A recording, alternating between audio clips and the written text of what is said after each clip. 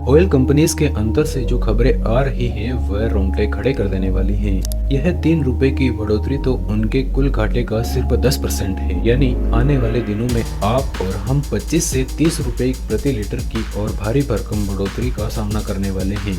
लेकिन असली सवाल यह है कि क्या यह सिर्फ आपकी जेब का मामला है? नहीं, इसका असर सीधा हमारे देश की रीढ़ यानी हमारी जीडीपी पर पड़ने वाला है। दुनिया की बड़ी बड़ी रेटिंग एजेंसियों ने भारत की जीडीपी फोरकास्ट को घटाना शुरू कर दिया है। आज इस बात पर कोई डिबेट नहीं है कि अमेरिका और ईरान के बीच चल रहे युद्ध की वजह से स्ट्रेट ऑफ हॉर्मुज ब्लॉक हो चुका है और जब दुनिया का सबसे मुख्य तेल मार्ग बंद हो जाए तो कोई भी सरकार अपने नागरिकों को इस आपदा से पूरी तरह से नहीं बचा सकती। लेकिन भारत जैसे देश जो ऑयल पुअर नेशन है, जो अपनी जरूरत का 85% तेल बाहर से मंगाते हैं, उनका नुकसान सबसे ज्यादा होना तय है। पर क्या इस बदहाली के लिए सिर्फ ईरान और यूएस युद्ध जिम्मेदार हैं? क्या पिछले दशकों से हमने अपने स्ट्रेटेजिक ऑयल रिजर्व्स को बढ़ाने की कोई गंभीर कोशिश की? नहीं। क्या हमने नए तेल के भंडार ढूंढने में कोई दिलचस्पी दिखाई? नहीं। आज के इस वीडियो में हम सिर्फ फ्यूल प्राइसेस पर बात नहीं करेंगे, क्योंकि उस पर तो आपको टीवी चैनलों पर रोज हिंदू मुस्लिम और भारत पाकिस्तान की डिबेट मिल जाएगी। आज हम उस सच का पर्दाफाश करेंगे जो सरकार पिछले कई सालों से हमसे छुपाने की कोशिश कर रही थी। सच की जिस परत पर धूल जमी हुई थी, इस युद्ध ने उस धूल को उड़ा दिया है और असली खोखली हकीकत हमारे सामने लाकर खड़ी कर दी है। चलिए एक पल के लिए मान भी लेते हैं कि अचानक आज रात को ही चमत्कार हो जाए और अमेरिका और ईरान के बीच चल रहा युद्ध खत्म हो जाए, स्ट्रेट ऑफ हॉर्मुज खुल जाए और सुबह पेट्रोल के दाम पुराने स्तर पर आ जाए, तो क्या भारत की सारी समस्याएं खत्म हो जाएगी? क्या सेंसेक्स अचानक डबल हो जाएगा? क्या हमारी अर्थव्यवस्था रॉकेट की तरह उड़ने लगेगी? जवाब है बिल्कुल नहीं, क्योंकि हमारी अर्थव्यवस्था को जो बीमारियां लगी हैं वो ईरान या अमेरिका से नहीं आ रही। उनकी शुरुआत तो खुद दिल्ली में हुई थी। ये वो गहरा स्ट्रक्चरल इश्यूज हैं जिन पर महीनों पहले बात होनी चाहिए थी, जिन्हें फिक्स किया जाना चाहिए था। लेकिन सरकार ने क्या किया? देश के भविष्य पर फोकस करने के बजाय सिर्फ वोटों और इलेक्शन नैरेटिव पर फोकस किया गया। डेटा को इस तरह से छुपाया और घुमाया गया ताकि जनता को लगे कि सब चंगा। आज हम उसी कड़वे सच का विश्लेषण करेंगे। हो सकता है कि कुछ लोगों को यह वीडियो थोड़ा चौंकाने वाला लगे, थोड़ा दर्दनाक लगे, लेकिन याद रखिए सच हमेशा कड़वा होता है।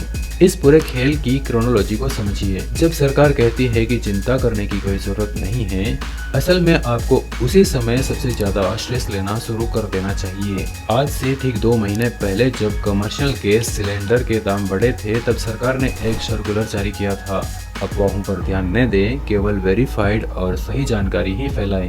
पैनिक करने की कोई आवश्यकता नहीं है, क्योंकि चुनाव का समय था। इसीलिए सरकार लगातार इस बात पर डटी रही कि देश में petrol, diesel, kerosene, ETF, aviation turbine fuel की कोई कमी नहीं है। सरकार इस उम्मीद में बैठी थी कि कैसे भी करके चुनाव की तारीखें निकल जाए, शायद तब तक यूएस और ईरान में भी सीज फायर हो जाए और बिना दाम बढ़ाए काम चल जाए। लेकिन सरकार मार्केट्स और मैन्युफैक्चरिंग को एक और झटका नहीं देना चाहती थी। जैसे ही 4 मई को इलेक्शन के रिजल्ट आए, देश का माहौल एकदम से बदल गया। मानो यह ईरान युद्ध और हॉर्मुज का संकट इलेक्शन के नतीजों का ही इंतजार कर रहा था। रिजल्ट आते ही देशवासियों को नए नए टास्क मिलने शुरू हो गए। कोरोना के समय हमारे पास थाली और ताली थी, लेकिन यह साल 2026 है बॉस, यहाँ टास्क थोड़े महंगे हो सकते हैं। अब सरकार और उनके समर्थक द्वारा टीवी पर आकर ज्ञान दिया जा रहा है कि देश हित में नागरिकों को पेट्रोल डीजल का इस्तेमाल कम करना चाहिए। कम से कम 1 साल के लिए विदेशों में घूमने नहीं जाना चाहिए, साल भर तक सोने के गहने नहीं खरीदने चाहिए, और अगर हम फूड ऑयल खाना कम कर दे तो यह सबसे बड़ी देशभक्ति होगी। वाह क्या बात है। तेल की कमी समझ में आती है, लेकिन सोना न खरीदना और विदेश में घूमना, इसका पेट्रोल से क्या कनेक्शन है? और सबसे हैरान करने वाली बात तो यह है कि जो बड़े बड़े उद्योगपति कल तक हमें अच्छे दिनों के हसीन सपने दिखा रहे थे, वो सडनली इतने नेगेटिव क्यों साउंड कर रहे हैं? कोटक जी बोल रहे हैं कि the shock is coming, prepare for the rust, और यह झटका बहुत ही बड़ा होने वाला है। समझिए, जब तेल के दाम बढ़ते हैं तो इकोनॉमी में इन्फ्लेशन यानी महंगाई का बढ़ना तय है। लेकिन कड़वा सच ये है कि देश में महंगाई इस युद्ध से पहले ही शुरू हो चुकी थी। अप्रैल के महीने में होलसेल प्राइस इन्फ्लेशन VPI 6.3% तक पहुंच चुकी थी, जो बीते 3 सालों में सबसे ज्यादा थी। इसका मतलब साफ है कि तेल की कीमतें बढ़ने से पहले ही देश में महंगाई बढ़ रही थी, इंडस्ट्रियल आउटपुट गिर रहा था, बेरोजगारी चरम पर थी और विदेशी इन्वेस्टर्स अपना पैसा लेकर भारत से भाग रहे थे।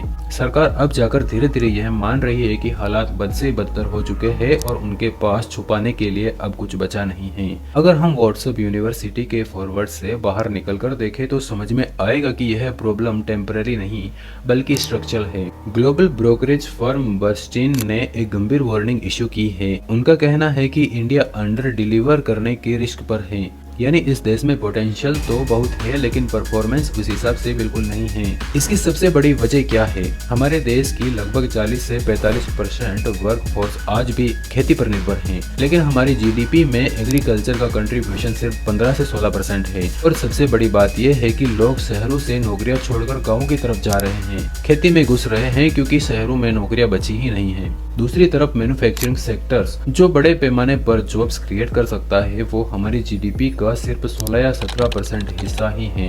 पिछले 12 सालों से चिल्लाए जा रहे हैं मेक इन इंडिया कार्यक्रम के बावजूद हमारी मैन्युफैक्चरिंग खड़ी नहीं हो पाई, बल्कि हम लगातार नीचे फिसल रहे हैं। रिसर्च और डेवलपमेंट पर भारत ने अपनी जीडीपी का सिर्फ 0.6% से 0.7% हिस्सा खर्च करता है। नतीजा आर्टिफिशियल इंटेलिजेंस एआई जैसे स्ट्रेटेजिक सेक्टर में इंडिया एक प्रोड्यूसर बनने के बजाय सिर्फ एक कंज्यूमर बनने की कगार पर खड़ा है। जहां चाइना धड़ल्ले से एआई के पेटेंट्स फाइल कर रहा है, वहीं हमारे यहाँ धड़ल्ले से आईटी और टेक सेक्टर्स में ले ऑफ हो रहे हैं। नौकरियां जा रही है। वेस्ट एशिया का युद्ध तो सिर्फ एक बहाना है, असली कमजोरी हमारी इकोनॉमी के अंदर सालों से पल रही थी।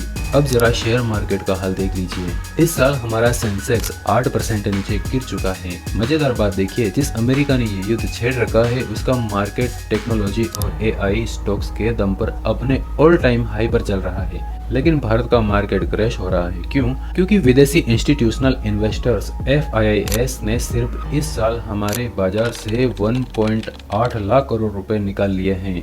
मार्च 2026 में भारत ने पिछले 16 सालों में से सबसे कम फॉरेन पोर्टफोलियो ओनरशिप दर्ज की है। कोई विदेशी इन्वेस्टर्स भारत में पैसा क्यों रखेगा? अगर डॉलर के टर्म्स में देखें तो निफ्टी ने सितंबर 2021 से लेकर आज तक नेट जीरो रिटर्न दिया है। यानी अगर किसी अमेरिकी ने 2021 में भारत में $1 इन्वेस्ट किया होगा तो 4.5 साल बाद आज उसकी वैल्यू सिर्फ $1 है।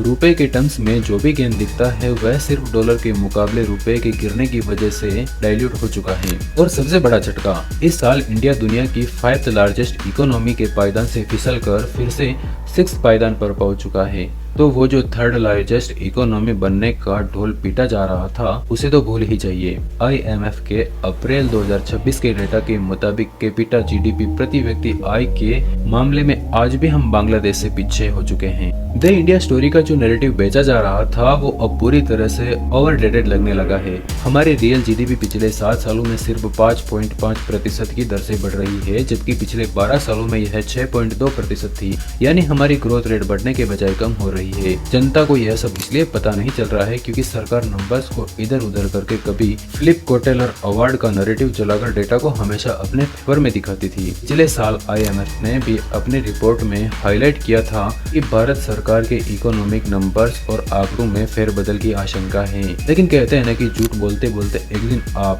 खुद अपने ही झूठ पर यकीन करने लगते हैं। सरकार के साथ भी यही हुआ। मैन्युफैक्चरिंग की कहानी हमारी दुर्दशा को साफ बयां करती है। 2013-14 में जीडीपी में मैन्युफैक्चरिंग का शेयर 16.7% था, जो आज घटकर 15.9% रह गया है। इसे इकोनॉमी की भाषा में डी-इंडस्ट्रियलाइजेशन कहते हैं, जो किसी भी विकासशील देश के लिए बेहद खतरनाक है। कुछ सकारात्मक खबरें आ रही है कि सरकार बॉन्ड इन्वेस्टमेंट पर टैक्स कम करने की सोच रही है, जो कि एक बहुत अच्छा कदम है। लेकिन सबसे जरूरी बात, अगर हमारी सरकार शुद्ध रूप से इकोनॉमी को मैनेज करने पर ध्यान दे तो आज भी चीजें संभल सकती हैं। लेकिन उसके लिए तो देश की जनता को भी अपनी रुचि बदलनी होगी। आपको पॉलिसी, टैक्सेशन, जॉब्स, एजुकेशन और गवर्नेंस जैसे मुद्दों पर मुखर होना पड़ेगा। सरकारें तो हमेशा अपनी जवाबदेही से बचने के लिए कभी हॉर्मुज का बहाना बनाएगी तो कभी कोविड का। उनके पास बहानों का पूरा मैन्युफैक्चरिंग प्लांट है। अब फैसला आपके हाथ में है। सवाल पूछना चाहते हैं या फिर चुपचाप अपनी गाड़ी में 150 रुपए लीटर का पेट्रोल भरने के लिए तैयार है? सोचिएगा जरूर।